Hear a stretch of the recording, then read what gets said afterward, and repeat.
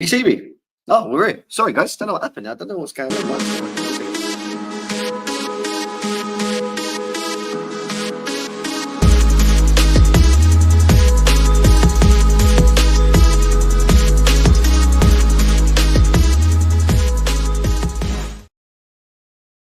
Yes, people, welcome back to Chelsea Fan TV and GNA TV for this match reaction to the Chelsea bumping of Tottenham Hotspur 4-3 on the night as well. They did manage to get a goal near the end as well, but we managed to clinch it. And that's on the back, guys. That's on the back of a 2-0. And let's be serious, a 2-0. We were behind 2-0, guys. This is a 2-0 comeback.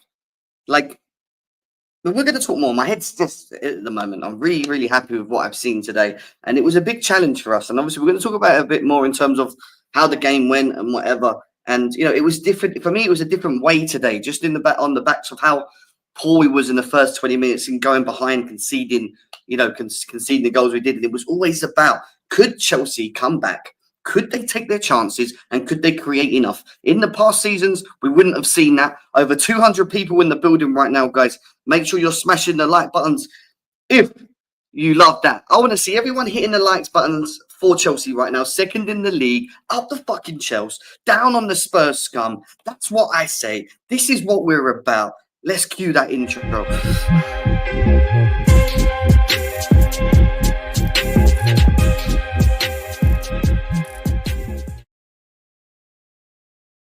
Yes, people, welcome back to GNA TV and Chelsea Fan TV. Up the fucking Chelsea. That's what we say. That's how we roll, yeah? And that was on the back of having to respond to a 2-0. We gave them a chance. We gave them a chance with a 2-0 lead. And what did we do? What did we do?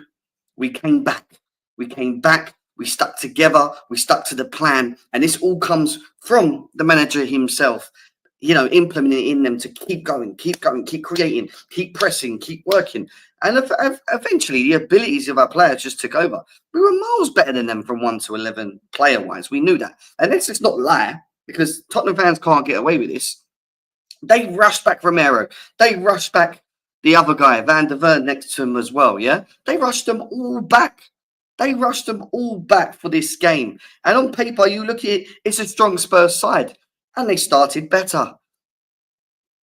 Courtesy of Chelsea Football Club. Or should I say, courtesy of Cucurella. And he slips. Yes, I don't know what we had in his boots. It was like he didn't have studs. He must have been skating. I don't know what was going on. But it weren't just even about the Cucurella moments. Listen, there is negatives and it was at the beginning. But there's a lot more positives in today, guys. And Couch, my boy, talks about character. Character is a big, big thing that I have not seen at this football club for a very long time, to what I can remember. The last time I saw this bit of character was the Champions League, the Champions League run for the tournament under Thomas Tuchel. And right now we're starting to see that character again. Yeah, and we're not hearing about the Caicedos and Enzo Fernandez and the 100 mils right now. Because guess what? They're playing.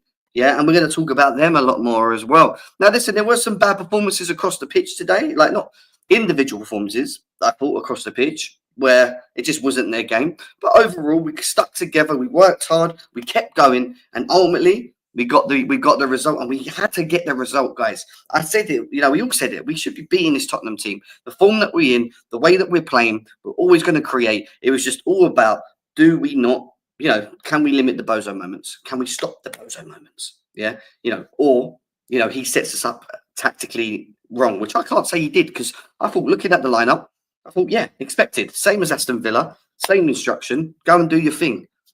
Amazing. Absolutely amazing. Lots to get into. Over 300 people in the building right now, guys. Come and say hello in the chat. How happy are you with that performance as well? We're going to obviously go through some little tweaks. We've got the player rating and stuff to do at some point as well. The game did finish, however, on a beautiful 4-3. 4-3 on paper. Couch Critic has joined us as well. Big up to Couch. We'll get him in a second. I want to say hello to everyone in the chat as well. There's a lot of people in the chat right now. Big ups to you guys as well. Guys, if you're on Chelsea Fan TV, make sure you're hitting the likes. If you're on my channel, which is GNA TV, hit the likes as well, or give it a follow, guys, because we are trying to get it up and running again. We've had some problems with YouTube. And yeah, I would appreciate if you could do that. Mr. Alex is going to be on a bit later on, guys. You will see him later on as well. Couch is here. He says character. And do you know what? I'm going to bring Couch in on this. Before we even go further, I want to just kind of get a quick analysis from his point of view of that game. Couch, firstly, welcome. Always good to have you on. I mean, what a performance, eh? Come on. This is what it means, man. This is what I'm talking about, man. Chelsea, man. Going in the 3-point lane and collecting 3 points again. 2-0 down, come back to win it 4-3. Come on, man. This is what we're talking about, man. Character win.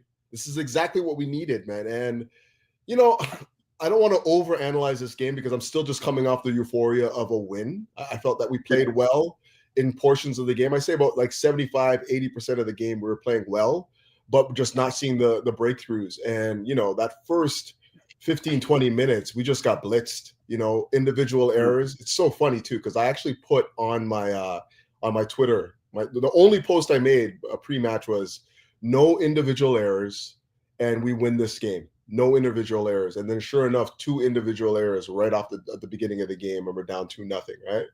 I'm not going to say much more. I thought that like one of the things that I was really, really cognizant of and I was worried about in the pre-match was Badiashile playing right center back. And the reason is like if you're playing under that much pressure and you can't have the release of your right foot to release the ball, you have to do in-swingers to get it. Just puts you under so much trouble. And so he was getting like caught out time and time again. Like it was just killing me. And at the halftime, I was like, yo, man, we just cannot. And we were in the chat together. We just cannot persist with this guy playing at right center back because he just can't handle the pressure there. Like the decisions that you need to make under pressure have to be made on your strong foot, and your strong foot is your inner foot. So it's just, So glad that Maresca realized that. I'm very disappointed that he had to sacrifice Lavia to make it happen, but it was obvious that change needed to be made because it was just. It was just like the only way they were getting out was down that left flank, our left, and it was leading to a lot of problems. I mean, Son got in at one time, and then he squares it to Solanke. That's almost a goal. Like they had their opportunities. Don't get it twisted. But someone had to be sacrificed, right? Someone had to be sacrificed in that midfield, didn't they? I guess it had to be Lavia because he's already on the yellow. But his first half was brilliant, though. He was easily. Listen, we're not doing a player rating without talking about Lavia. We have to talk about Lavia for that first half because I think he was very, very good. Listen, we're going to do player ratings, guys. We're going to talk more about the game as well. Obviously, we're going to fly through some things. Excellent says, thank you for the donation as always. He says, it's happened again. It's happened again. It always happens. I don't know what it is with Chelsea and Tottenham, but when it comes to a club that Chelsea have beaten most, it is Tottenham Hotspur. And even when we gave them a 2-0 lead, to start off and try and run away with, they still fucked it up. And I just love it. I absolutely loved it. And, I said in the groups, all the groups I was in, I said, into half time, I said, if we manage to score before the 60th minute, we're going to win this game. And we scored penalty on the 60th minute. And then obviously the rest after that, with Enzo Fernandez and another penalty was just quality. Is my mic poor? Can you hear me? Is it quite bad? Sounds all right to me. I don't know, but somebody in the chat. No, but no one's complained about it, so I'm assuming it might just be yourself. But if you're having issues with the audio and stuff, guys, please come back in as well. Before we go more into the game, I want to have a look at the league table, guys. Something that we don't tend to do a lot as Chelsea fans in the past. But looking at where we are at the moment, we've opened up that gap, and you've got to remember, Man City drew, Arsenal drew, Brighton. All right, they're not a big threat, but I think they drew as well. And then there's obviously Liverpool who had the postponement with their game. But listen, 4 points away with Liverpool having a game in hand and open up a 2-point gap on Arsenal as well with a big gap, or semi-big gap, was 4 points on Man City. It's not bad, is it, Couch? Especially when you look at the rest of our run as well in terms of games coming and going through Christmas. You could probably argue that this was probably the hardest out of them, maybe. Oh, I don't know about that. I think some of these other teams, like even Fulham, they just play a more physical brand of football, so they might give us some problems. Brentford as well. But in terms of, I don't really study the table. You know that. I'm more of a one game at a time type of person, and I'm not looking too far ahead. But, in my last match review, I was already talking about Chelsea being in this title fight, and, it's evident right there. You cannot tell me that Chelsea aren't in this right now based on where we are, where we sit in the table, the performances we've been putting in the last 5-6 games now. 7-8 games probably even, all of that is is exactly, it's the signs of a team that is in a title fight. There's just no disputing that right now. And, we just got to take it one match at a time, and continue to, keep the good vibes happening, continue to build on our consistency, continue to build on our, the composure and confidence and whatnot. As long as that continues to happen, we're going to be fine. No doubt about that. I think the rivals will continue to implode that we are in a title race. Maresca has made it very clear that we're not in a title race. And with as Couch is saying, is taking it game by game. You even asked the Chelsea players to say the same thing. Nah, we're just taking it game by game. All we can do is beat who's in front of us, right? And continue to do that throughout the season. And then we can see where we are. But there is no pressure. Don't get me wrong. There's not one Chelsea fan or one rival that sat here and said Chelsea should be competing this season, right? We're in a position. We're definitely in what I would call an unusual position right now, just because, not that we don't have the quality, don't get me wrong. I just didn't expect us to jump to the levels that we have so quickly. I don't know if Couch agrees with me, like to where we are at this point. I thought it was a little bit longer, to be quite honest, but it just goes to show. And again, I'm going to just quickly talk about wrestling. You've got to give your hats off to the manager, because to be able to drill that in, all right, you've got to have a fit squad, and obviously he's got, I think we had a very good summer window. I think we spoke about that in previous transfer windows when we spoke about this. But he has a big job of managing a big squad, and he's doing very well up to this point of switching the players, whether it's a 10 or a 6 or whatever, in terms of changes that are made, and still getting performances out of the players on the pitch, and they are performing for him. And that is one of the biggest keys as a manager. If you've got players that are behind you, that are going to back you, and are going to, and are going to play for you, their qualities will show. It's just about getting them on side and saying to them, yes, you might not play this week, but you will go, you will then. You just got to keep performing like we saw with Madueke, who got dropped, who deserved to get dropped, and then comes back into the team and was partly one of the big differences in our last game round, So I like this. This is what it reminds me of the old Chelsea a little bit, without over exaggerating it, in the way of how it's being managed, and obviously the quality, the size of the squad, shall I say. But Maresca, hats off so far. Absolutely. Hats off to Maresca. I would say he's made a lot of tough decisions along the way, which is probably the most commendable aspect of it. He's just basically taken this team that everyone, because you can't tell me that at the beginning of the year, even after coming out of the preseason, that anyone thought that Jackson would be our number one striker and Nkunku would be playing Conference League games majority and not coming off the bench very often. Like, there was just no thought in my mind that would be the case. And here we are, tough decisions being made, and it's producing wins. The fact that he's been able to make all these tough decisions and keep everybody on side, keep everybody hungry, keep everyone just really driving towards the 1-1 goal. You have to take your hats off to this guy. And not only that, he's basically just taken whatever momentum that we've had last season under Pochettino, where we were at the beginning of January right through to the end of the season, probably the third best team in the Prem on points.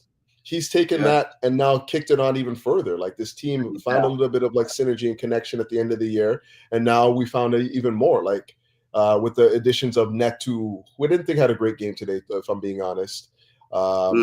Sancho, who I thought was brilliant, absolutely brilliant in the first half in particular. Now you just said that, you can actually, because what I want to do before we go into player ratings, guys, is I just want to speak about specific individuals today, and I think this guy deserves to be spoken about. Con says, "Thank you, Manchester United." I mean, Couch.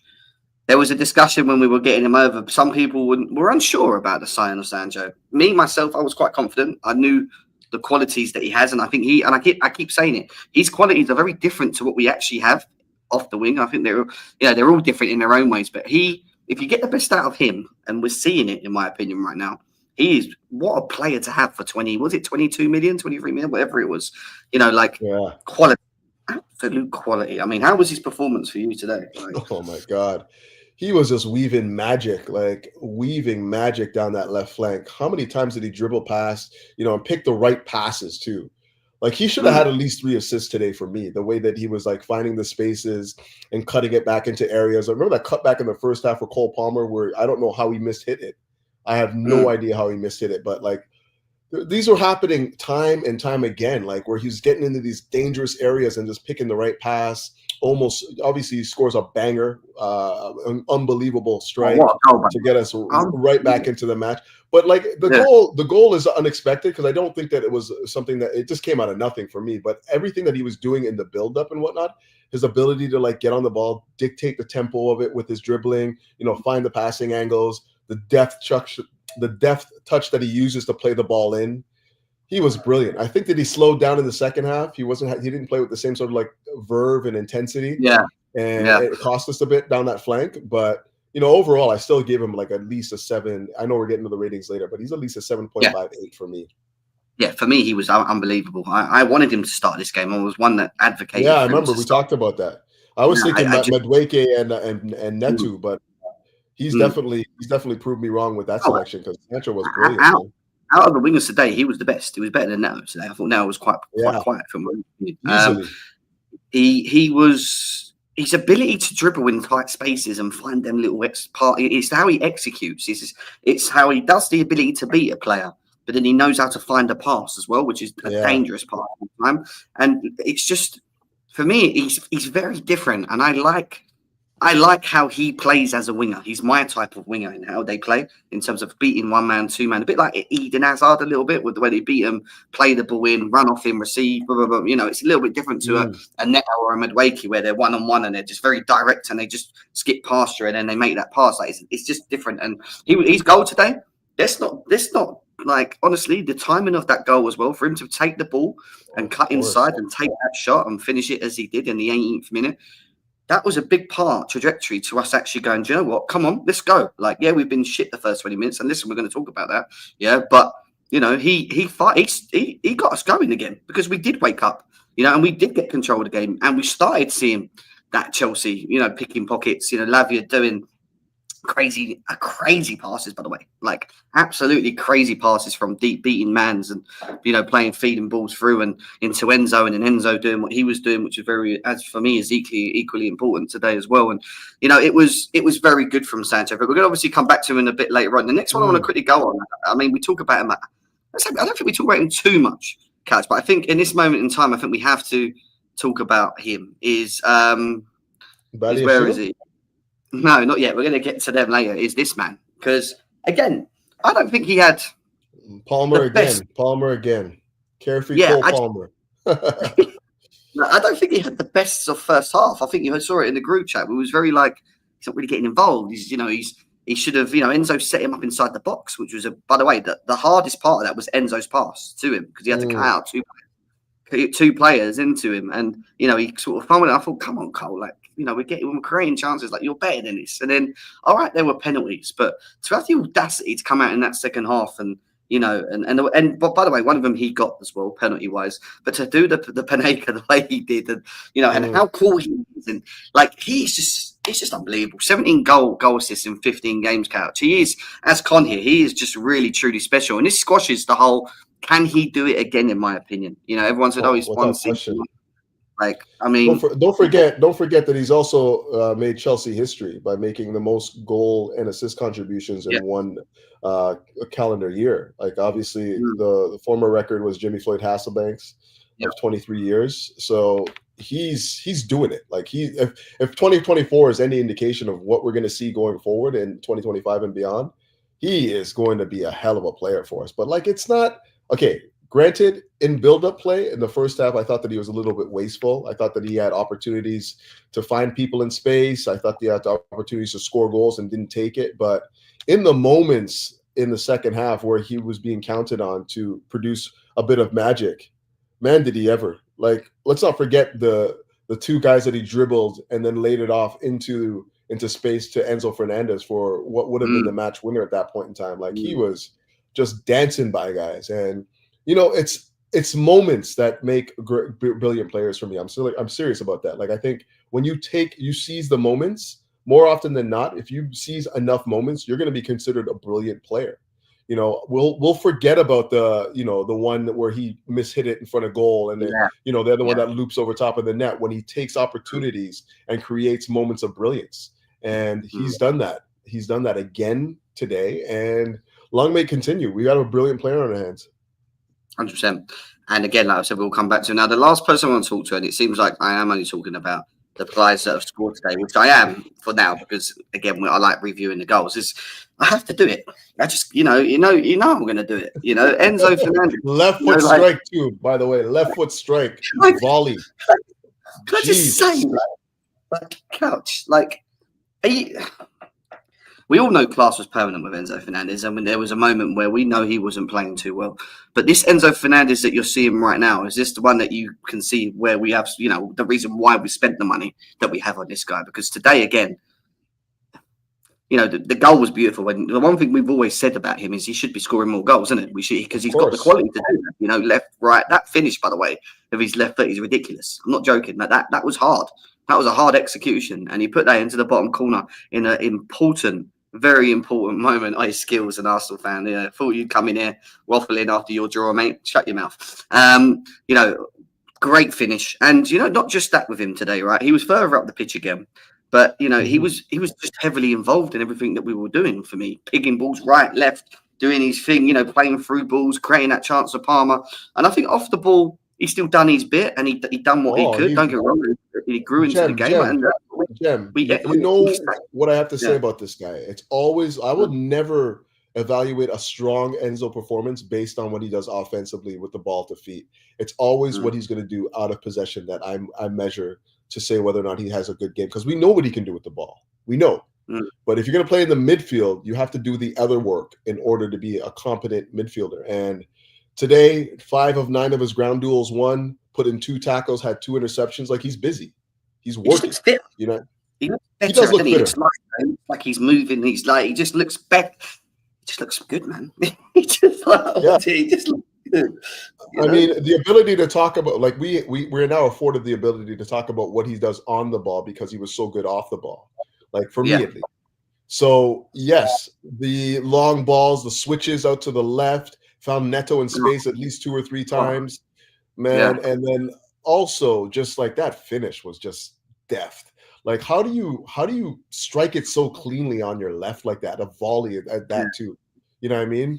It was just absolutely class. And these are the performances that I need to see going forward, not just against like the smaller teams, a team like Tottenham that are maybe the most mystery. I don't know.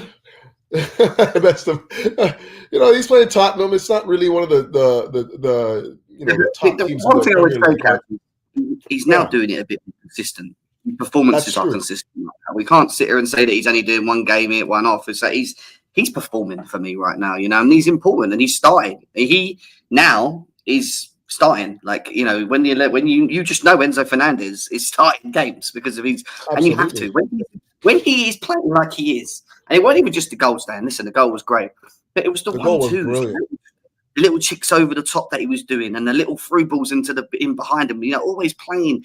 And this is why I keep saying in Maresca's style and what we're trying to do, he is just so important, and people don't really notice it because it's just like we moan about his off the ball abilities a lot, and it's always like, oh, he's off the ball, but it's not good. But when he's got the ball and he's playing the way that he is, and he's just spinning it on and just moving and through balls and tops and right, it's just what we need. He's different, man. He's just different. I mean, AJ, before we go into player ratings, big up to you, man. Good to see you here as well, sir. Bro. Yes, big one. Yes, sir. What's going on? Big win.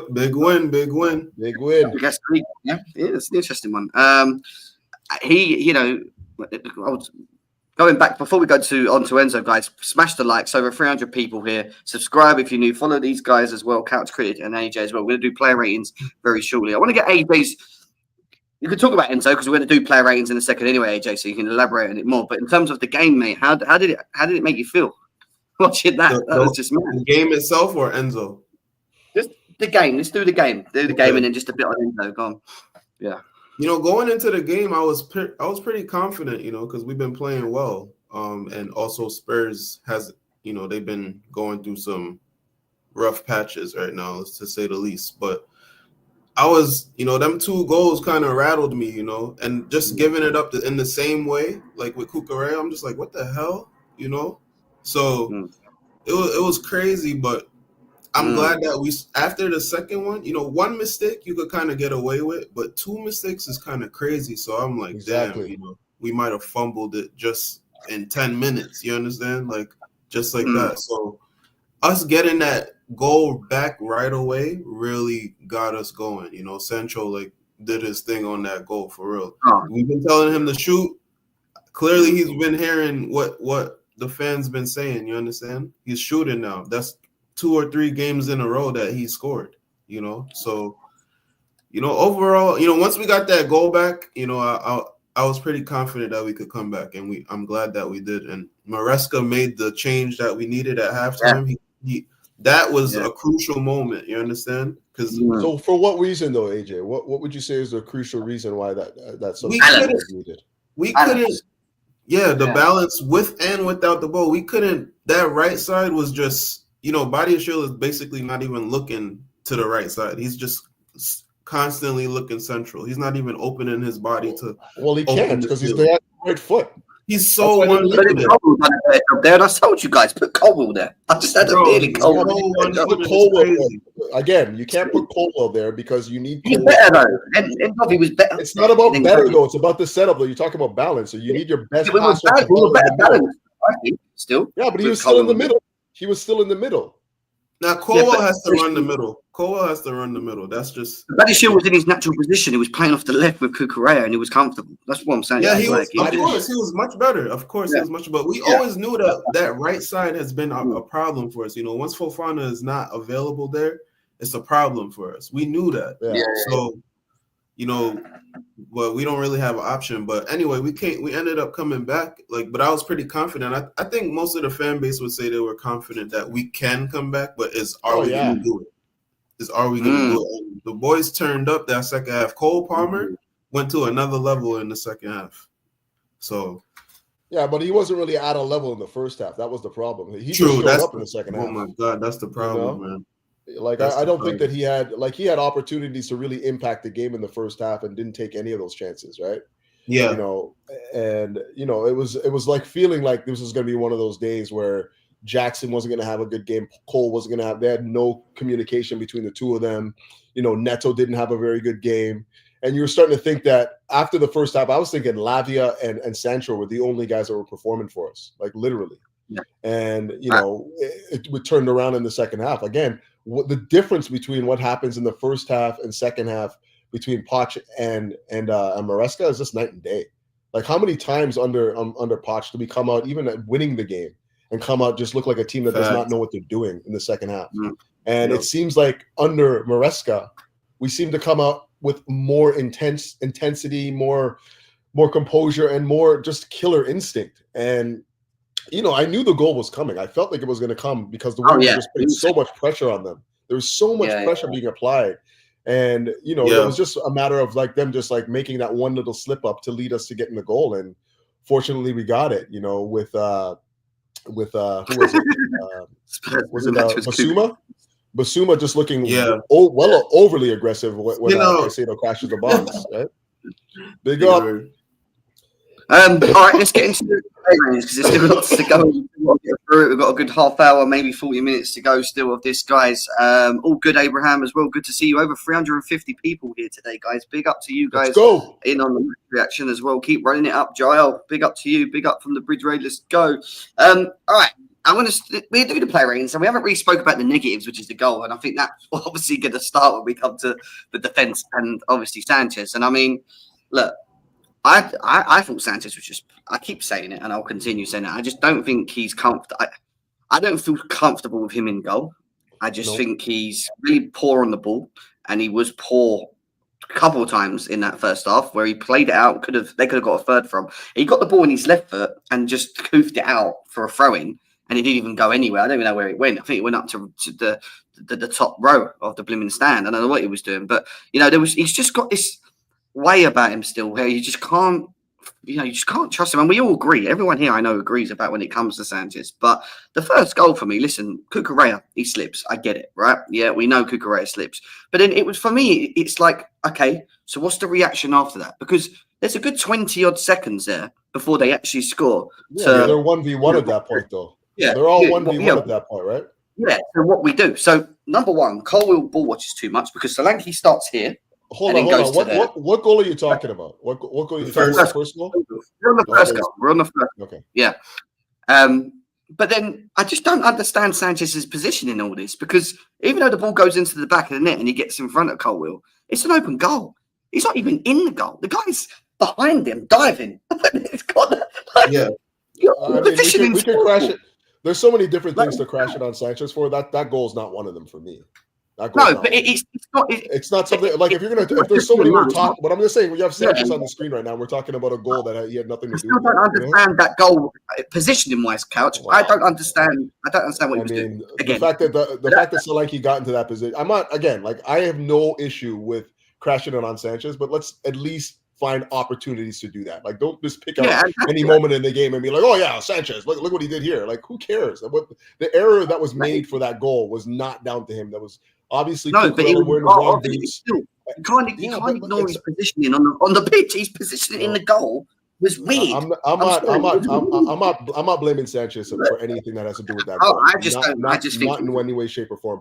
There are so many other things that we could be talking about when it talks about. Yeah, no, we could talk about the things. And mainly, and we should get to that. You know, mate. Listen, the most important things with Sanchez for me is still his distribution, because we talk about him having semi-good distribution. Yeah, he doesn't have semi-distribution. His distribution is just not good enough.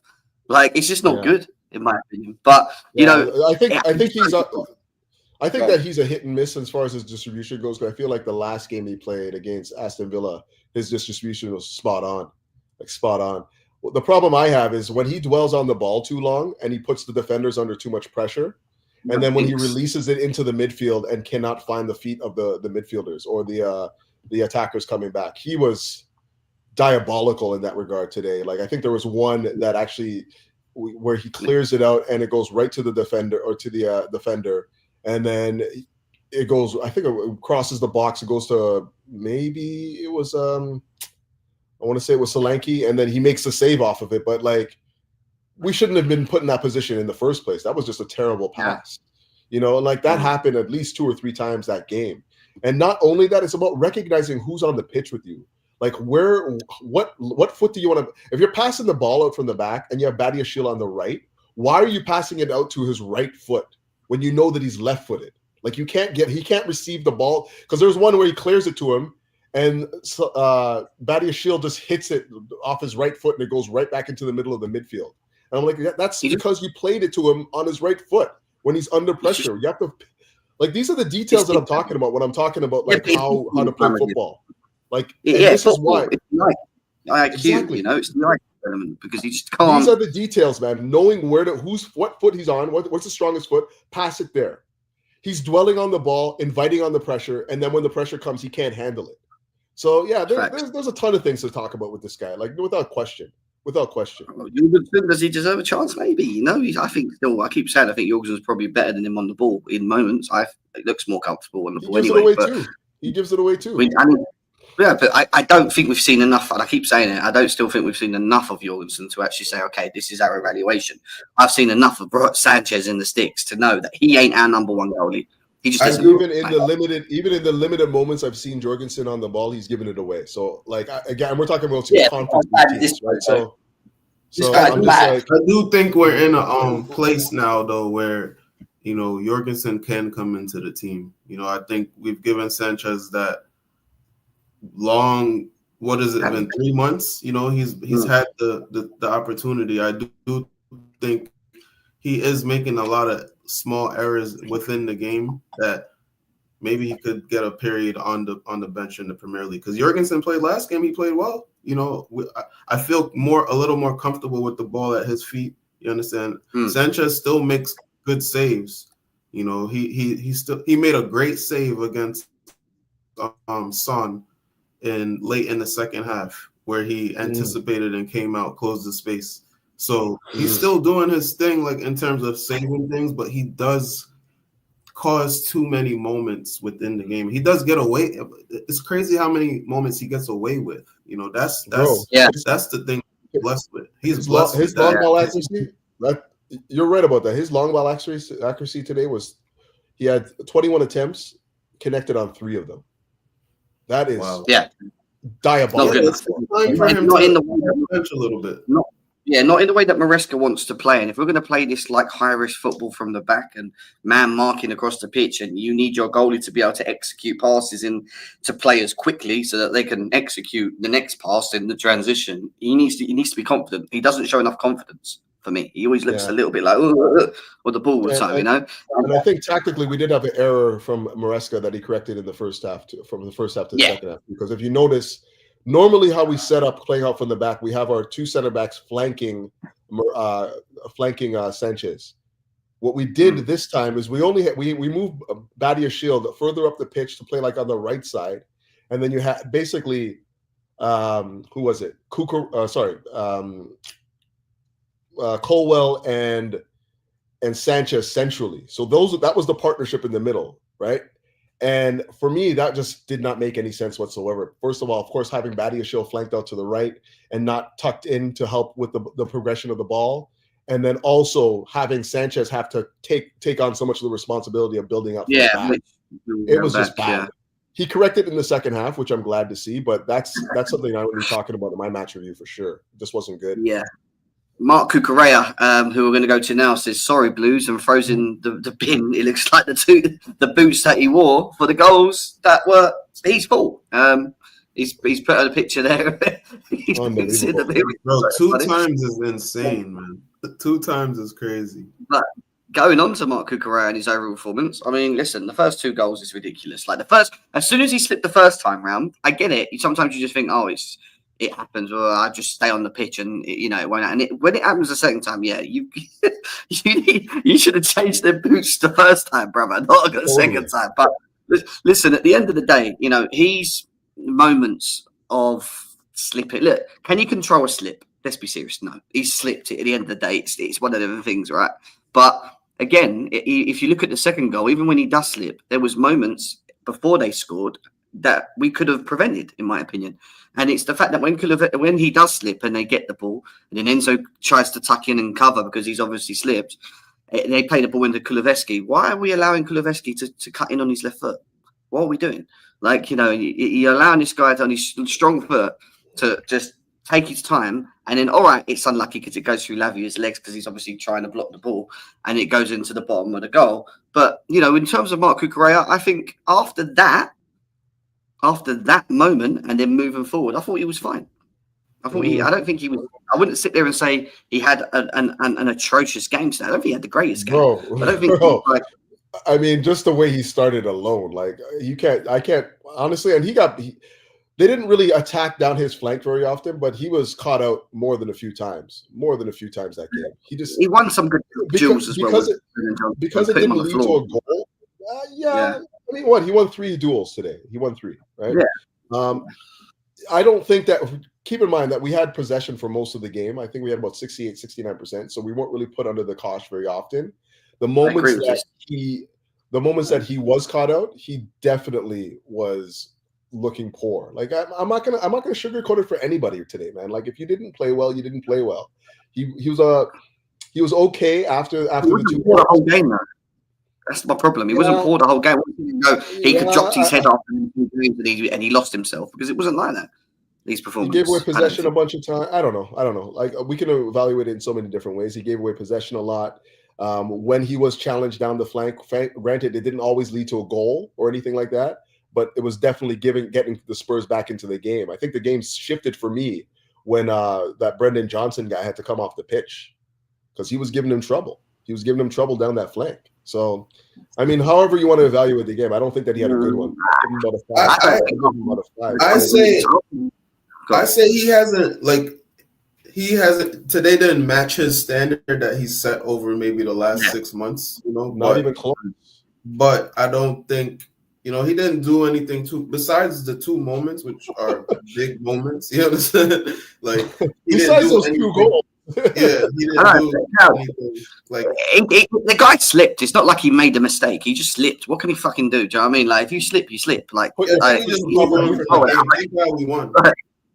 He doesn't do it on purpose, does he? Let me just slip and lose the ball. Do you know what I mean? Like it's one of them for me. But yeah, look, the first 20 minutes, I thought we were just poor overall. To be quite honest with you, we allowed them to get at us, and their fans got behind them, and they were getting in our faces. We were doing stupid passes. We couldn't get out. Caicedo was pretty much, I don't know what Caicedo was doing on the right. To be fair, we'll get to that in a second at that point. But yeah, it's What would you give him? Let's move on.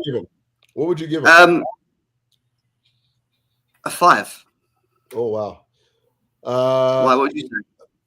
I'm just gonna give him his number 3. Okay. Damn, you harsh on him today. I think. Yeah, man. Like, what do you think he did besides those moments? You Well, you He take gave- from those those moments. You were take crucial. Those moments were crucial, and then also, I think that Brendan Johnson was given a little bit too much space down the flanks when he did get on the ball. True. And then also when we are getting into the final third, he didn't offer anything down there. Like he got into good areas and then either fluffed a shot or made a mispassed it. So Yeah. what do you want me to say? You thought he was good in the final third? No, I don't think he was good. I just don't think he was bad. I just think he was Well, I give him a okay. three. But I give him a three. That's- Those are basic, The two errors leading to a goal, and then he was just average otherwise. So 3. Yeah, I agree. if the errors were down to him making a stupid tackle or giving the ball away and then they score, I mean, like, he gives the ball away because he slips. He doesn't give the ball away because he makes a bad pass or he just, I don't know, gets caught on the ball. Does that make sense? For example, like I get you. So you don't count those as errors then. You don't count those as errors then. You just it's call an them error and he's up for half. You should have learned the first time. Like, don't, if you've got problems with your boots, change them. Like, I get that, but would we go into this another, the next game worrying about Kukurea slipping? Like, it's very rare that it happens. Like, you're not going to worry about bad slipping around. Do you know what I mean? Like, and having them moments. Gordon Colwell, what we saying? I don't know. Colwell, I don't think he was great, and I don't think he was bad. I thought our defense struggled the first half. Struggled on the ball in the first half. Couldn't really play out. He kind of didn't really help. You thought he struggled on the ball? In possession? I think in the first half, yeah. I don't think he looked comfortable one bit. Bro. I think Solanke had him in a bit of trouble, honestly. I don't think he missed one pass in the first half, to be honest. I think he was probably one of the most accurate passers. Yeah, but not to the level of what I've seen of Colwell, where he's very dominant. Like for Aston, if we compared the Aston Villa game to this game, I would say he was better in the Aston Villa game. Personally. I'll say this. I'll look up the stats right now, but I don't remember misplacing a pass. He was 59 out of 60 in his passing. Yeah, fine. 98%. Yeah, but it was more about how we were dealing with things as well. That's something else then. Okay, yeah. Like his passing thing's never a problem. Like, this is the thing with his passing. I know he's a good passer out. That's his strength. Everyone knows that Colwell's great at receiving the ball and playing it directly into the midfield, and we spin and whatever. Like, I get all that, but I don't know. I just didn't like how maybe it was a system thing, because I think it partly was the first half. We just didn't look balanced, but I didn't like really how the defense was, and he's a part of it basically. So what it is. It just is what it is. So I'd give him probably a 5 as well. That's just my rating. Yeah, I think that's probably pretty close to accurate. Solanke did get in behind him a couple times. Could have scored when Son crossed it back to him. That was another opportunity where he probably should have scored. I thought in possession he was actually quite good. It helped us keep the ball, kept it ticking over, but I don't know if defensively he was as sound as I wanted him to be. And this is just the growing pains of a young center back right now. He's just not going to be always switched on in those moments, right? Doesn't sense danger the way a more veteran center back would. But I don't think he was bad. I'd give him a 5 maybe, overall. Yeah. Anything, AJ? Anything you want to add to it? Colwell, I agree with both of you guys. Again, it wasn't his greatest game. It wasn't his, matching his best performances of the season so far. So I think, but we got through it, but the defense again is still, the defense and the goalie is still like our weakest area on the team. We got to do something about that. No doubt. So then Badiashile, who we kind of all predicted would start this game, comes in and partners him. Obviously, the setup being him playing on the right-hand side and in the second half being switched back to the left, which I got to say was an important part of Maresca making the decision to improve the balance. And you saw it in the first half because he was not comfortable receiving the ball because he didn't want to use his right. And I understand that he's a left-footed player. But there was one time he received the ball from Sanchez, who I think the Solanke went to Sanchez and passed it out to Badiashile, and he just passed it first time with his left foot. It went out for a throw-in. And I was like, this guy doesn't want to be playing. He's not like you're not doing him favors. So he's not comfortable in those areas, man. He's not comfortable in those areas. He's the greatest defenders, and he's not. He's not the greatest, and he's not exactly like rock bottom worse. But the one thing you got to do with someone like him, in my opinion, is just play him in his natural position, because you can't ask. So even in his natural position, we've seen that he sometimes struggles to do that. Playing him in Crazy. playing him in a position where he's just not comfortable is not fair, because now I can't really be as harsh as I want to be, because he doesn't want to be there, you know. And the second half, he was better. He was just better. But for me, probably, I think it was worse than Colwell. I'll probably give him a 4 just by Yeah. a score. Maybe. I'm going to give him a 3. I'm going to give him a 3. I know he didn't really have any errors leading to goals, but he did have an error that led to a shot on goal, which could have been a goal. I also thought that, again, I guess I can't really fault him, because I think it was a systemic error by playing him on the right there, and like having him being put under so much pressure, like an immense amount of pressure on his offside. But like, simple passes just like going wayward, simple passes just going out of bounds, stuff like that. Not reading the game correctly, not knowing when to punch the ball into the midfield, recycling it back to Sanchez when you could have just like punched it into the midfield to Lavia. Like all of these like timid, indecisive decisions that he was making it very hard for us to get any sort of like foothold in the match. And I think that's why the substitution was made. Like when we needed to be more aggressive when we're playing out, he wasn't providing us with anything there. And that was what the biggest problem was for me. So I'm going to give him a 3 just because like he wasn't very good in the tactical role that we gave him. But at the same time, Maresca put him in that position. So he has to shoulder some of that blame. Also, Maresca also sorted it out because he realised he wasn't comfortable there. So that was a good spot, right? He just left him there and gone, you got to stay there and just play there because Cole needs to be there. And that was a big decision as well. I mean, AJ, anything?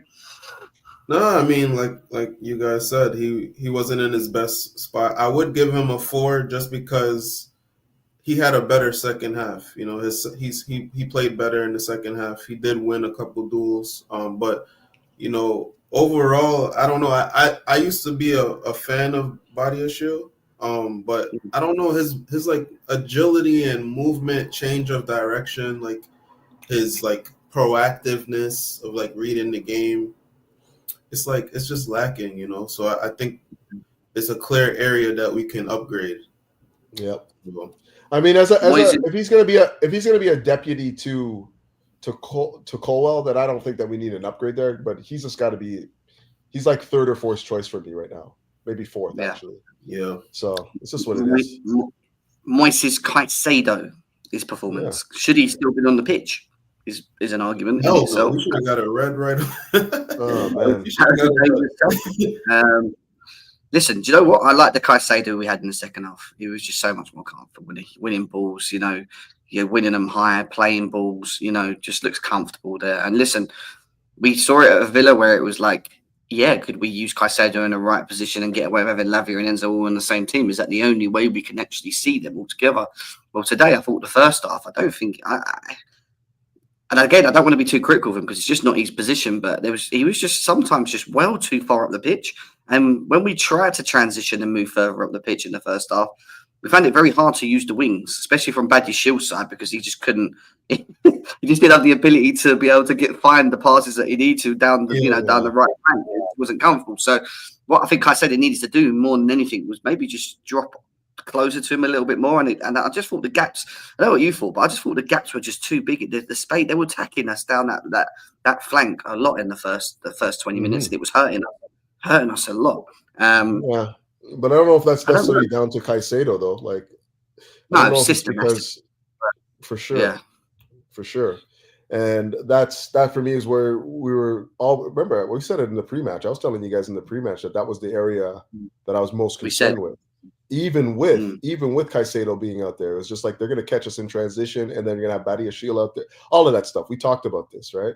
And I don't think that was as evident. Like obviously they did the attack beyond there, but for me, Badiashile and Caicedo playing in unfamiliar positions made it very difficult for us to have any real foothold in the match. But beyond that, I thought that Caicedo again.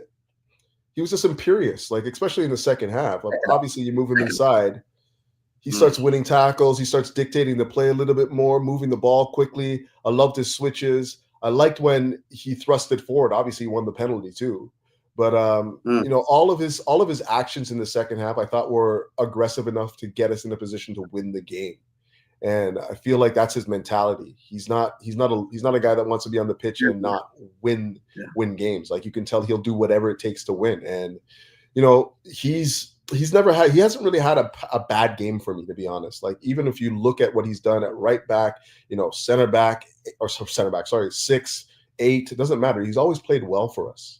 Like, nothing under a 7. And today was another example of it. While he wasn't necessarily the guy that was like bossing the midfield, like winning everything and just like being imperious, he did enough to keep them on their back heels. He did enough to keep us in possession and keep us moving forward. Like, how much possession did Chelsea have today? It's something like at least 65% of the game that we had the ball. So we dominated this game. We were winning them for I was just gonna say, so his best actions, like him at his best, is winning the ball back and getting us, on the front foot. And we didn't have to use him that way a lot because we had the ball so much. So I'd still give him a 7 myself, but Yeah, I would rate him a 7. I think 7's fair. I thought he was better in the second half because he was in his natural position, and equally he's just on real good form at the moment, and he's continuing that. I just felt he struggled a little bit out there, and again, I agree, it's a systematic thing. The balance was just not right for me in that period. All right, Cuckoo slipped and whatever, but we still. We kind of found our way a bit later though, but I think that's just because our press was better. I don't know if you agree. Later on in the first half, sorry, 100%. We seem to be pressing and winning our duels more, and I don't know whether, again, that was Maresca saying, like, maybe you stay here a little bit and you go further forward. I don't know, but we just looked better, going into the end of the first half. And, it felt like we was going to get back in the game. Tottenham didn't really have much answers to what we were doing. It was just like that. I mean, AJ, Caicedo. No, I mean, this guy's probably our most important player next to Palmer. And very influential wherever he is on the field. He's still influential in the game. So that's, that says a lot. I do think, we have so many ways of playing, and it's mainly tweaking that midfield or like one of the right or left backs. And I think, Maresca chose a way to play today, and he realized that it wasn't giving us the best chance. And I think him making that change to bringing on Gusto, pushing in Caicedo in the second half and more central areas, I think that's just where we won. That's where we ended up winning the game, because we won the midfield battle. We were already controlling the game, but we weren't penetrating with the ball. And I think, Caicedo just cleans up everything. He pushes the ball forward. He brings the energy, he leads by example. So, you get so much from him, besides the performance. So, it's 100%. Another great performance. It wasn't his best performance of the season, but it still was another strong performance. Good. Yeah.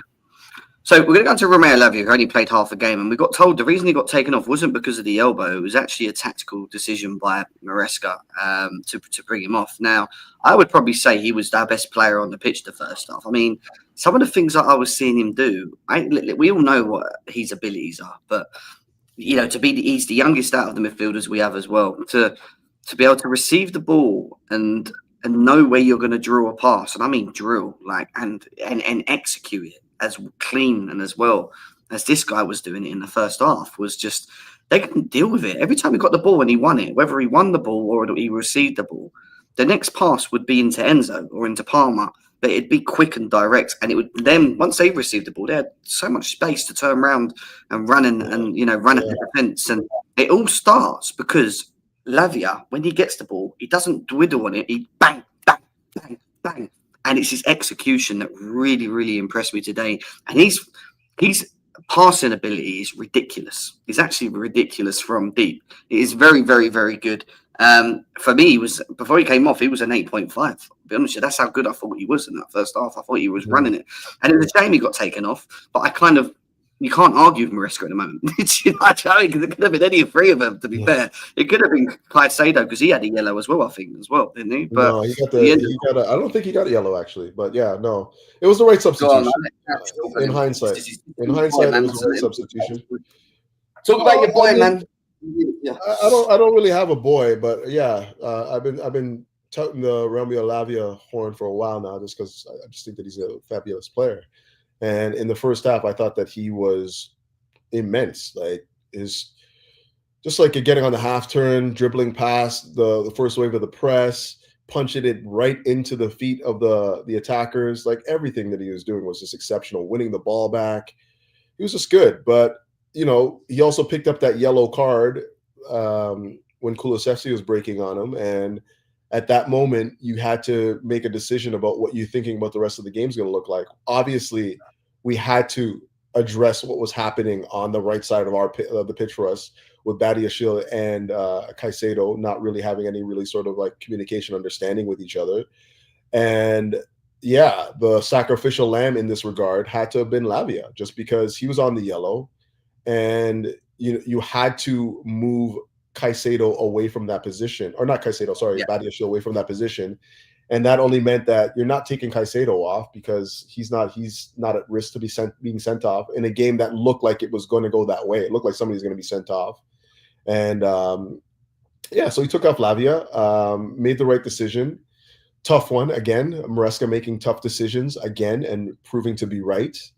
And we come back and win the game. But make no mistake, the momentum shifted. The momentum shift in the first half was initiated by the play of Romeo Lavia for me.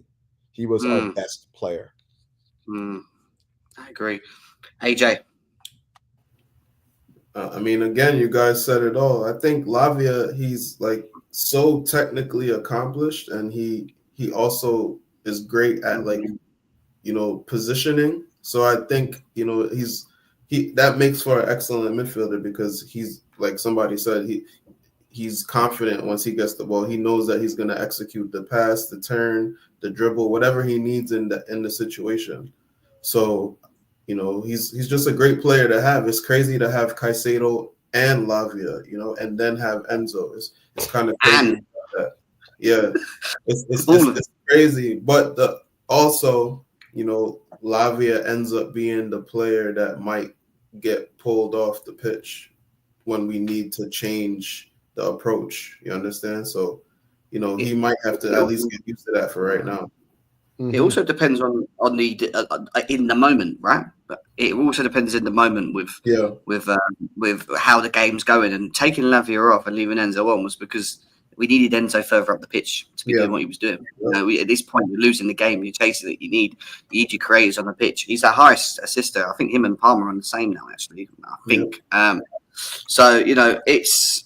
I've always said I think we should be really blessed with what we have right now. These three midfielders that we have are serious midfielders, and if you can unlock them, which Maresca's doing right now, with all three of them, you've got yourself a ridiculous midfield for the next 5+ years going on. I mean, I ain't going to say anything. I've got nothing to say. I'm going to leave it to. Couch has already spoke about him. Unless Couch wants to say anything on him, I can go straight to AJ, because AJ's the one that hasn't spoke about him. But yeah, I'm going to say 8.59 for my boy today. That's what I'm going to say.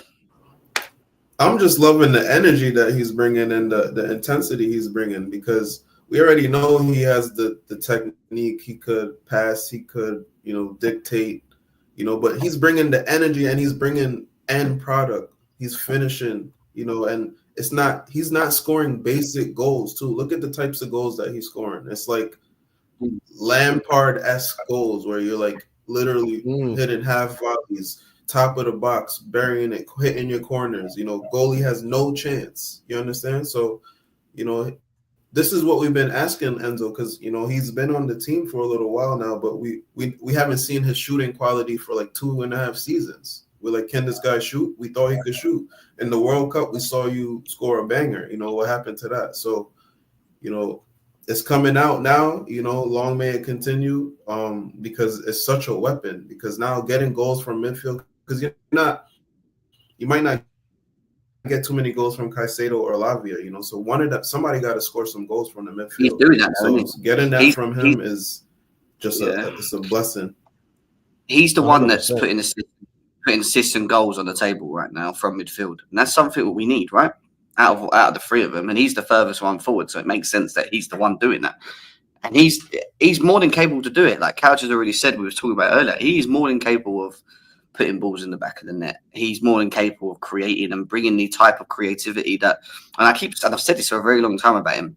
His type of creativity is different to what our other midfielders were with Caicedo and Lavia. He's got this eye to a pass that I don't think that we have in the team, maybe barring Palmer, where he can receive the ball and he knows what he's going to do, and he knows that man's going to make the run there, and he does that little lob over the top like we saw today when Palmer was running through in the box, and it was like picturesque, like he just has that vision that you need in your team to be able to break teams down or to create, and I'm glad that we're starting to see the Enzo Fernandez that I know he is, because he's just good, man. He's just really good when he's good.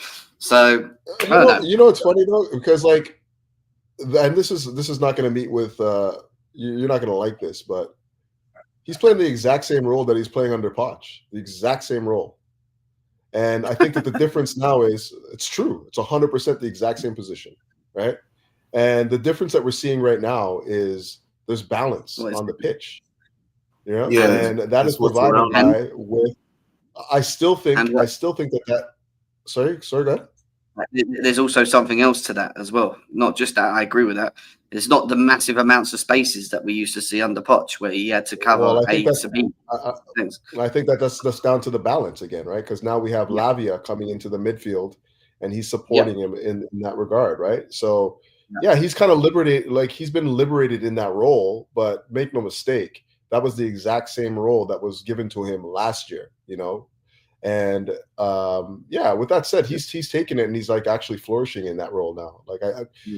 Long before he even came, or maybe in his first season, I remember you specifically, Jem, saying that you wanted him as in the number 10 anyways. That's where you wanted to see him play. And he's showing what you're showing. He's showing us why he should be there now. He's showing us why, because he's the guy that if you're thinking about the three midfielders, he's the guy that you most want to be having attacking the box, because he's got the better quality to finish. Well, if he's not scoring, he's creating, he's doing something, and even with the last game, he'll win a ball and then he'll play the free ball doing Kunku, or he'll play the free ball and that's him, isn't it? You need that. You need that. But we got to acknowledge that he's gotten better in the final third, because he was getting 100%. Into those areas, but he wasn't executing, and that's why we was questioning where are we going to play him, because he's not. Maybe Dre's right, man. Holding some bench was good for him, hold a little bench. Bench will fix you up. I think he also. But there's no doubt that he doesn't play for this team the way he's. He loves fucking Chelsea, man. You know what I mean? You can see it in the way, the way he plays for us, and they all do. He's just been very good. But we want to move on to Cole Palmer, because we haven't got too much long left. But I'll let you guys talk on him, because I need to switch cameras. Go on, go. Oh man, what could be said? I already spoke on him, but this guy, I mean, he didn't have the best first half. I thought he was a little bit wasteful, the opportunities that were being created for him. But in that second half, again, when the game was in its ascendancy and we're starting to come at, Tottenham with real numbers, breaking on them, running into space, the switches out to the right that found him into space and whatnot. He was magnificent. And granted, yeah, sure, he takes the penalty, which I thought that he sucked in Udogie on that. He took him because you could tell he knew he was going to get to the ball, but he just slowed up that much to have Udogie just go right in the back. He just baited him into that 100%. And so that to me is just, again, class. You understand the game. You know what's going to come. You're reading the game correctly. And he takes the penalties well. What do you want to say? I don't care whether it's a penalty off, a penalty or goal off your bum or whatever it is. Goals are goals. They all count the same for me. So I'm very happy with that. Not to mention the fact that what would have been the match winner had we not just capitulated in the dying minutes of the game. Yeah. He's weaving through the entire Spurs back line and then just slips the pass into Enzo. Enzo bangs it. He is the guy that takes charge of moments. He takes charge of moments, and he's done that consistently well for the entirety of 2024. And long may it continue. Long may it kick on. He was an 8 for me, an 8, 8.5 maybe.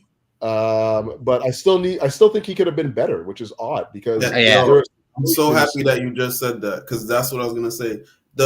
No matter how many goals or assists he gets in a game, he could always do more.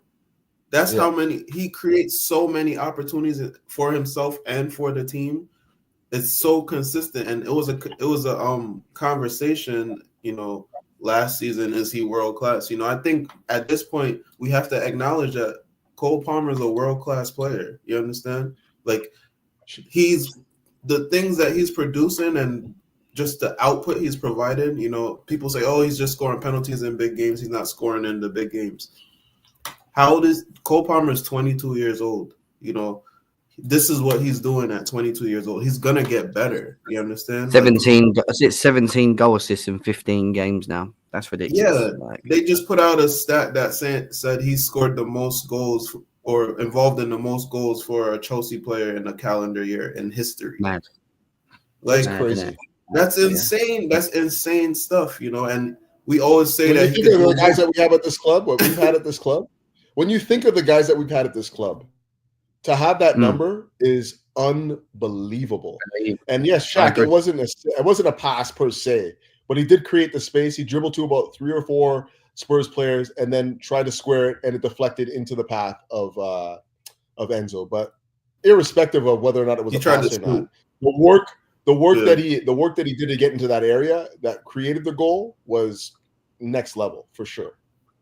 I think I agree. Palmer for me was, you got to give him a 7.5, haven't you? Even though I don't think it was his best game in the first half. I thought he was very wasteful. I thought he should have finished the chance that Enzo Fernandez created for him as well, because I thought the pass from Enzo was harder than the actual putting your foot through it and putting it in the net. But he's just, there's no doubts that this guy, he's clinical. If you give him an opportunity, he will take it. And he seems to continue with his goal spree in front of the, in penalties as well. And he's just so important in what we do. But I want to move on to the wingers because we're not started on them. Let's go to Pedro Neto first. So I thought was the worst performer out of the two. I don't think he was bad, but I don't think he was the Neto, the accelerating Neto, bobbing past Udogie and committing and whatever. I think it was a good little duo over there, in my honest opinion. They were having it out of each other in moments.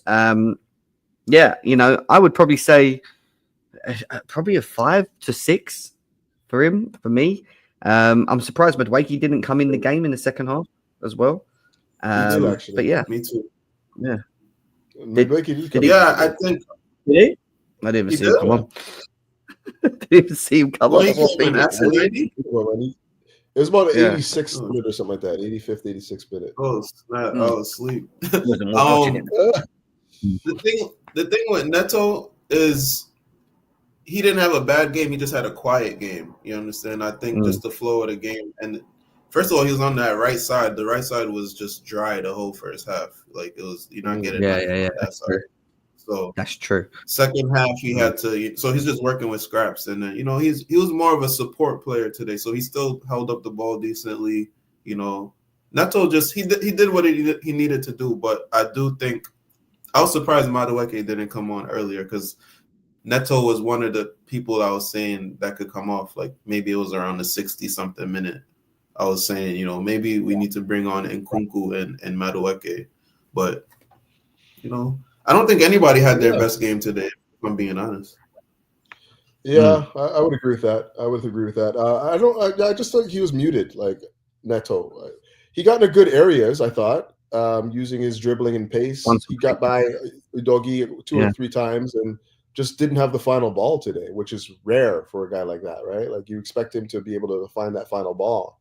Part of the reason why he's on the pitch, to be honest. And, it just wasn't his day. He didn't have a great game. He didn't really have a bad game. I thought that he was very good defensively for the most part. He was winning the ball back when we were pressing high and all of that. But again, it's just, we need more. Like, we have enough competition for places right now that you can't just be okay in those areas. You have to be really, really good to hold your place. And he was just okay today. So I'm going to give him about a 6, somewhere around there. The thing is, I think he's been one of our most consistent wingers up to this point. I would say he has to start in a lot of our games, but today was just not his game. And that's fair. People can have on and off. I don't think it was bad, though, by the way. He won some good free kicks and stuff. And he just had a good duo with Udogie. Like, him and Udogie were just going at it. And it was just, and like I agree with AJ, the right-hand side was written off the first half anyway, because he didn't really do much other than if Palmer gave it into him. And I noticed with Palmer, like, Palmer was pulling well to the right in the first half as well. Like, he wasn't sitting in the middle He kept That's where the overload was. Yeah, they kept occupying that as position a little bit. Well, they had to, man, because you have if you're the way that we were playing with the center backs, like Badia, like you needed support on that side, so he had to come. No progression on that side. Yeah. If there was one side of the team today that we usually don't talk about in past because it's always been non-existent, it's the left-hand side. But the left-hand side today, guys, I would probably say was our best side. Oh, easily. And it was Jadon Sancho who led it. And what a goal. What a finish. And the timing of it was impeccable. The execution of the finish. But what impresses me the most of him, and it doesn't shock me because I knew that if we could get the best out of him, because he has got a habit of being a bit of a lazy-ish type of player if he's not feeling it. We've seen it at Man United and whatever. But when you get him playing and he bites into what's going on and you start bringing out his qualities, big reason why I wanted him at Chelsea is because I looked at how Man United play and I looked at how we play when the players that we had, and it was just perfect for him. He's 24 years old, isn't he? Still 24, 25 years old. He's still quite semi-young as well. And we're starting to see the Sancho that people thought they would have seen at Man United, and it's not happened. And he's doing it at Chelsea around top players as well, which is helping. But he brings so much quality in the final third for me. His decision-making, his ability to... He's got this way where you don't know what he's going to do. He's so good with his feet. You think he's going to go left, he's going to go right, but then he's gone back and left. And you can't stop that. When you look at Neto and Madueke, they're very direct, and when they run at you, you just know they're going to outpace you and beat you. Yeah, they're just like that. With him, it's like left, right. He's going to go back. He's going to do one. He's just so unpredictable to watch as a player. When he's at his top level, which I would say, watching him today, you could probably say he's quite close to. He's a joy. Level. Yeah. He's a joy to watch, man. A joy, and it helps this team so much in the final third as well, massively. Yeah. So I agree with that. Yeah, go on. What did you have? Sorry, what did you have, Matt? Anything between an 8 and a 9 for me, easily. Personally, I think he was that good. Yeah. I just think that he was winning a lot of his duels. I thought that he was cooking Poro time and time again, or so much so that they had to give him help. So I guess Johnson was just dropping to help him with Jadon, and even still, it was to no avail. He was just finding ways to get into spaces, getting into these pockets, but with his dribbling and you're right. He's so shifty. You don't know whether he's going left or right. He's just really, really good on the ball, takes care of it. And, I think that once he got into those dangerous areas, his decision-making was spot on too. Because some of those cutbacks and layoffs that he had were so good. We should have scored from them. We had at least one or two opportunities on one of his cutbacks where we should have scored and didn't. And, some of the crosses that he put into the back post where you expect to have runners there, we just didn't have anybody attacking the back post away effectively. But it's not that he didn't make the right decisions then. It was the right decision to play the ball, but it's just nobody was attacking the back post. So I thought that he was excellent, especially in the first half. I thought that he kind of labored in the second half. Yeah, sorry, go ahead. Do you think his decision-making in the final third is probably one of the most impressive things about him? Because he doesn't really, when people get in them tight positions and that, he always makes the right pass. It's weird. He always doesn't give the ball away, does he? He always seems to make that right little execution, which I think is really impressive. I mean, when he's not good, I think that he overdoes it in terms of just trying to beat a man and then beat a man and then beat a man, where their opportunities are there to just lay it off and then run into space. That's when he's not good. But when he's really, really good, he'll just beat his man and then create that space and then look to lay it off to somebody in a better position. And his depth of touch, his ability to pick those passes that are the angled passes about 5 to 6 yards that, require an incredible amount of touch to find accuracy and not break stride of the attacker is nobody in the club does that as well as he does, as far as I'm concerned. So yeah, I'd give him about an 8.5 because I thought that he slowed in the second half. I thought that he was struggling to get into the game again once we had control of it. But him and Lavia in the first half were the two players that I thought were the ones that were single-handedly keeping us into the match and were able to build confidence and build momentum off of those two performances. So I'm going to give him about an 8.5. Go on, AJ, what you saying? Sancho, let's go. I mean, you guys pretty much said everything, but I do think this was probably one of his best games for Chelsea, just the things that he does, with the ball in them tight spaces, and then he executes it like on a high consistency. It's not just, oh, he did it once, nice, and then the next 3 times he didn't execute it. He consistently executes those tight situations, and he really understands like spacing, timing, and movement. Like, because he's not like Chavi said in the chat, he's not the fastest player, but when he has the ball, he's in total control, and that's just a skill within itself, And then in the final third, his passing is very excellent. So I think he's locked down that left side, and he really ties a lot of things together. Yeah, he does. Hard for Mudryk. Long days for Mudryk. I'm not going to lie. He's going to have to keep working hard if he thinks he's going to get back into the team. And one thing I want to say too is he remember that game he got pulled off at halftime, and a lot of the fan base thought that he was like relapsing back into his old ways. He's proven that he's a different player. So he is. And also big ups to Sancho when we scored. I can't remember what goal it was. Going over to the corner flag and taking it out and throwing it on the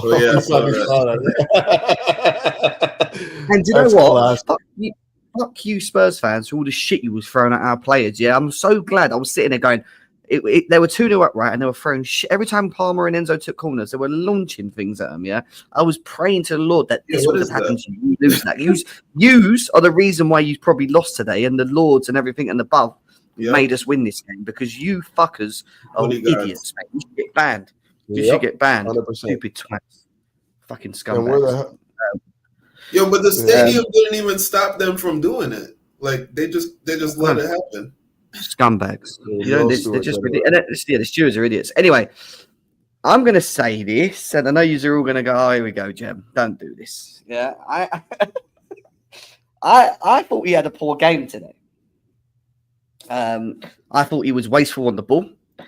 I thought his decision-making in the final third was poor. I thought he's... He works tirelessly. The one thing I'll say about him, even when he isn't playing too well, he always works hard. I will never knock him for him, working off the ball, dragging defenders to left, right, holding the ball up and whatever. But, he had a good chance today as well himself, which he should have executed. And I expect him to, because he's put them standards there, guys. He's putting them standards there. I understand that he's still on his development phase, and he's moving at a strong trajectory, a bit like Palmer in a way as well, and others. But I still think we need a striker. I look at what we all have at the moment, and the difference from us winning a title and being maybe being number one and opening up a gap and trying and being consistent, which we're doing all right at the moment. I still think we need a striker that's going to compete and take us to them levels still, because I like Jackson, and he is overperforming in my opinion in what he's doing, and that's really good for us. And what he does and what he offers is very important to the system and how we do things. He starts for me because he's important. He works hard, but I still think we need someone else in there, and I don't think that person's Nkunku, even though I think he's our top goal scorer, and I love Nkunku. Yeah, I think Nkunku's good, but I just don't think the way that Maresca looks at Nkunku, I don't see Nkunku being around for long. I'll be quite honest with you. I mean, that's that you might be right on that. If you want to really, forecast the future. But in terms of Jackson, I think, first of all, I agree with you. He didn't have a great game. He was kind of on the periphery of the game for the most part. But I mean, Jackson has played excellent, this season so far. So I think, probability says that, he's probably going to have a bad game at some point. But I do think that we needed a striker regardless of today's performance of Jackson or just the season in general. I think we need a striker. We need a different type of striker. So, today is not really, I'm not going to make it an indictment on Jackson. Yeah, it's not about him. And I'm not saying that you're saying that, but today just shows that we can't just only depend on Jackson. We got to bring something in. So no, I don't. That I'm not going to say that. I think we need a different type of striker. But we scored. Yeah, that's what we're saying. But you agree we need a striker. Yeah. No, well, I don't know if it's because Jackson's not good enough to lead the line, though. I just think no, we're No, not no, no, no. That's not what we're saying. I'm saying, okay. do we need a striker? It sounded like what you were saying earlier, Jim. You were talking about like he didn't have a good game, and then if we're going to think about the title, we need another striker. And I'm like, No. I said he didn't have a good game for his standards that he set this season. Is what I said. Sure, Yeah, well, that's going to happen. And then I said, if we were going to go on to win leagues and grow gaps and be consistent and whatever, I still think we need to have a second option, a striker. Whether it's a first option or a second option, we still need another striker. I don't think that it's as dire as some of the other positions that we talked about earlier. I think that we have enough goals in the team anyways. If Jackson's not scoring, he's still helping the team without question. The problems I had with him today was just his passing wasn't as crisp as I'd like it to be. There was times where we're breaking on teams, and when he's supposed to like release it to Neto into space so Neto can get on the ball and beat his man, he's passing it to feet, and he's got to slow down the count. Like that, those again, just details we're talking about here, right? Yeah. Because it's not like the pass did not find Neto's feet; it's just not finding him in stride so he can carry on his run. Those are the types of things that I need to see better, right? That comes with part of his development, though, I think, as well, because he's still absolutely it does. Yeah. Absolutely it does. And just he's not really, a number 10 who would be picking those passes like perfectly anyways, right? It's just what you get for the position. But with that said, I don't know if he didn't have a good game. Let's just say that. Bang out. He did not have a good game. He gave away the ball too much. Way to pass, not very good. Wasn't very good at linking up play. Just wasn't very good. But I don't think that that's this is not the moment to say that we needed another striker because of the game that he had. Because like I said, we scored 4 No, I've said we needed a striker for a while. I have for a while. I've said I think we still need a striker. Maybe that's it for you. I don't think that we need a striker per se. I think that we need somebody that can give us something different to what. Yeah, but I'm not saying that we need a striker because I don't want Jackson to start. That's not my. I want a striker because you see how everywhere else is across the pitch in competition. I want the same. That's what I'm saying. Like, if he doesn't perform for we need a target man. We need a target man. Somebody that we could say that. I would say that. But I'd say this. I'd also say this. Like, you're saying that he's not getting competition. Like, you don't think that Nkunku's pushing this guy? And Nkunku's got like 11 goals this season. Yeah, he is. But I don't think Maresca. You can see Nkunku's just not getting the game time. Jackson is without doubt. Jackson is winning the battle, but you can't say that he's not getting any pressure from Nkunku. Yeah, but I don't think he visualizes Nkunku in the way that maybe we do. I think this is my thing, and I don't think you want to get another striker. So what kind of striker would you get then as a plan? I just don't think. I'm just saying, in the summer, I wouldn't be shocked if Nkunku was like, "I'm going to go" at some point. That's what I'm saying. Okay,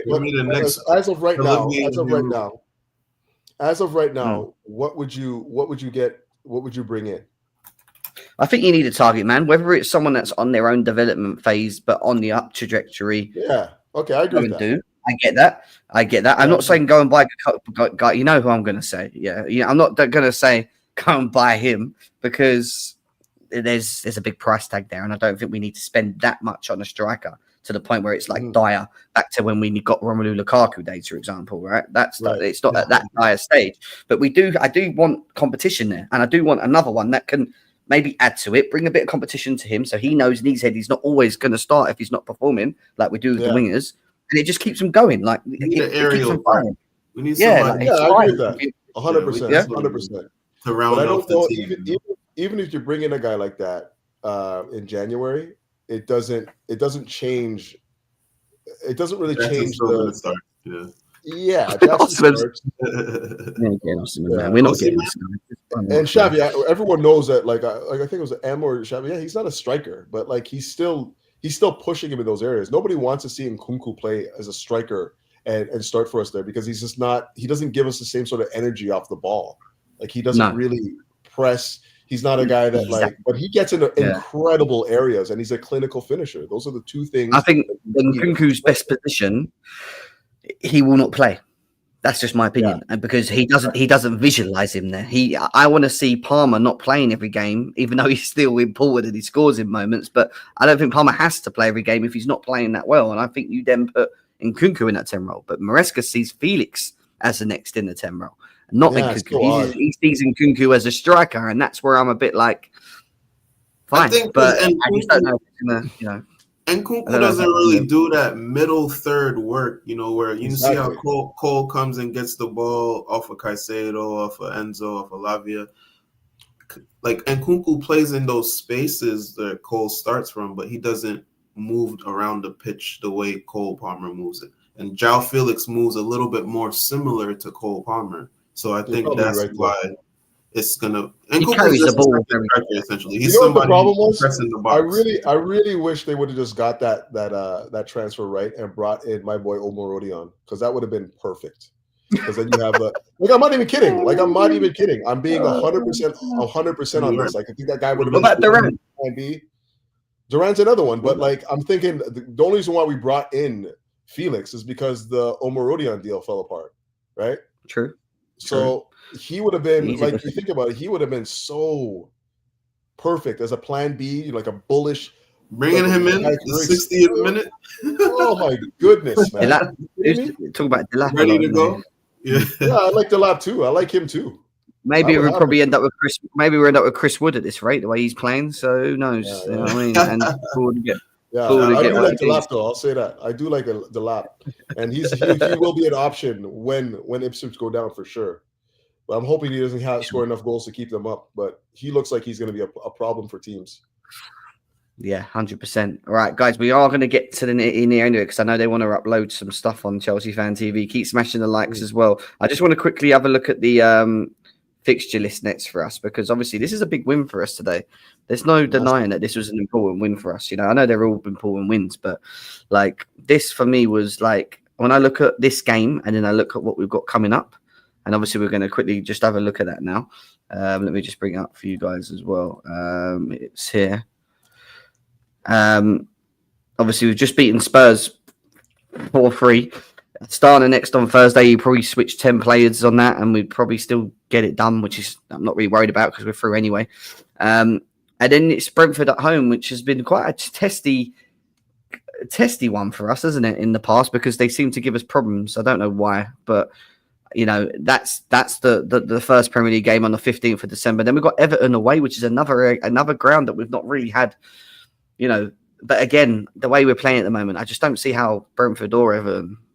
For me, it's W's in them Premier League games, and then you got Fulham at home, which I expect us to win, and then we've got Ipswich. So you look at them 4 games, AJ and Couch: Brentford, Everton, Fulham, Ipswich, just in the Premier League.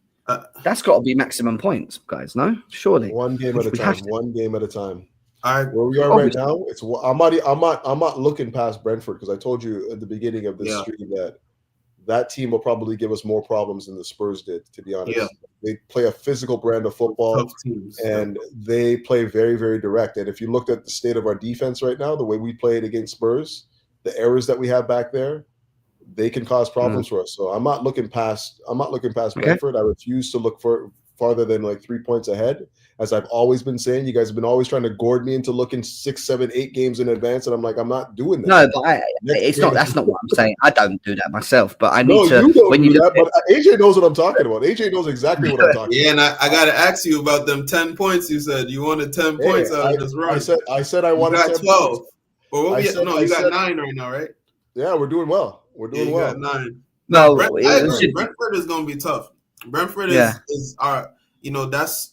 Every team has a team that is difficult to play against, and I think physical teams like Brentford and Nottingham Forest, that's our kryptonite. So if we win that game, I think we should be able to beat Everton away will be a test as well, because they're obviously just on the back of a win, but they're not in great form. But it's just a weird ground for us again. But I expect us to beat Ipswich and Fulham. But in fairness, we should win all of them games. But like you said, we'll take them game by game, and that's all we can do. Right? Chelsea are 4 points off Liverpool. Yeah. All right. They've got a game in hand. We all know this, and it's Everton. But, we put ourselves in a position where I'm not really looking too much about chasing them at the moment. I'm looking more about how can we open gaps and get that Champions League spot to the people behind us. And Man City and Arsenal, Man City are 4 points now after their draw yesterday. Arsenal are 2 points now as well with their draw today, which has done us a favour. So, all round, guys, it's been a good weekend for Chelsea. That's all I'm going to say. A very good weekend for us. But other than that, we will continue doing these match reactions for you guys. We are going to leave. It's been a good show. Over 300 people still here as well. Big up to you guys across the board. Make sure you check out Couch Critic on his YouTube, guys. Give him a follow. It's literally just his name there, Couch Critic.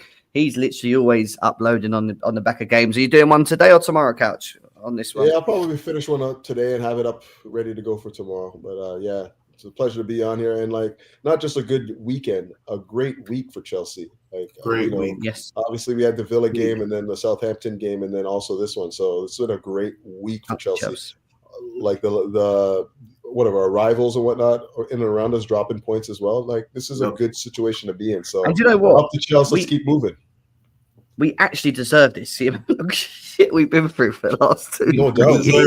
It's horrible what we've been through. All we've been doing is trenches, in the last 2 seasons, has been doing these lives and moaning about dropping points or not winning this one or fucking 25 shots on target and losing 1-0 or like, yeah, you know, it's been horrible. I'm not going to lie, but you know, we've stuck and we've kept going. And listen, we're going to be doing a show soon on the board. I want to do a little talk about the recruitment policy at Chelsea and the board and what we have done, but that's going to be saved until we have our next break as well. But I think it's very important that we have that discussion because the last discussion we had, a lot of people wanted this board gone and recruitment gone as well. And it's, you know, there's a lot that needs to be spoken about. I don't want to hear anything about American owners and American fans anymore. That was a topic for the past 2 seasons. I don't want to. Well, we wanted to see their vision, AJ. Right? Everyone was saying, "What is the vision?" They ain't got no vision. They're buying all the players in the world, this, that, and the other. Well, we're going to have that discussion. There's lots to talk about. AJ, where can they find you? Big up, Jem. Glad you back on YouTube. Catch me on TikTok, NYC Chelsea Blues. I'll probably upload something within the next 24 hours. I'm kind of sporadic, but I did something last game. I'll do something this game, and then we go from there. Big up, guys. Smash the likes. Leave a comment below. Up the Chels. Again, we pull it out. We literally just dumped the Spuds again. And it's just becoming easy for us. And the norm, we even gave them a lead. We even said to him, look, have a 2-0 lead and we'll still beat you. See you later, Spurs. Up the Chels. We run London. Let's go. Peace.